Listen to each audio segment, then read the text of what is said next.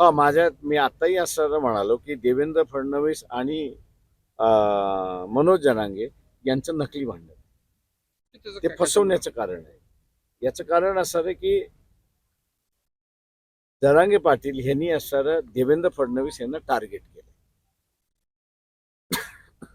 आणि टार्गेट करून ओबीसीना असं वाटतंय की जरांगेच्या विरोधात कोण, तर देवेंद्र फडणवीस, म्हणून आपले देवेंद्र फडणवीस असा शब्दप्रयोग सुरुवात झालेला आहे. पण फडणवीस ज्या पक्षाचे आहेत, भारतीय जनता पक्ष, ती या प्रश्नावरती भूमिकाच घ्यायला तयार. त्याच्यामुळे असणारा हे नकली भांडण आहे, मी असणारा मानतोय. दोघांचं नकली भांडण आहे, ठरवून झालेलं भांडण आहे, ओबीसीला फसवण्यासाठी चाललेलं भांडण आहे. साहेब, काँग्रेसचे ओबीसी नेते तुम्हाला भूमिका स्पष्ट करा म्हणतायत विजय वडेट्टीवार. त्यांना असणारा मराठी कळत असेल, त्यांना माझी सगळ्यांना भूमिका पाटील प्रकाश आंबेडकर दौऱ्यावर निघाले.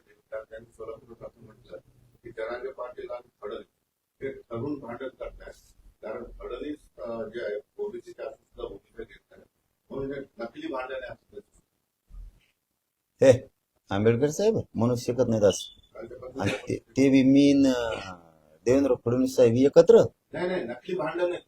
हा नकली व्हायना, समजा नकली म्हणजे एकत्र झालं त्याचा अर्थ. मग म्हणजे आम्ही दोघं एकत्र. मी ऐकतो, मला विश्वास नाही बसत, कारण ते शक्यतो बोलताना ही बोलतात असं स्टेटमेंट मला नाही वाटत ती करू शकते.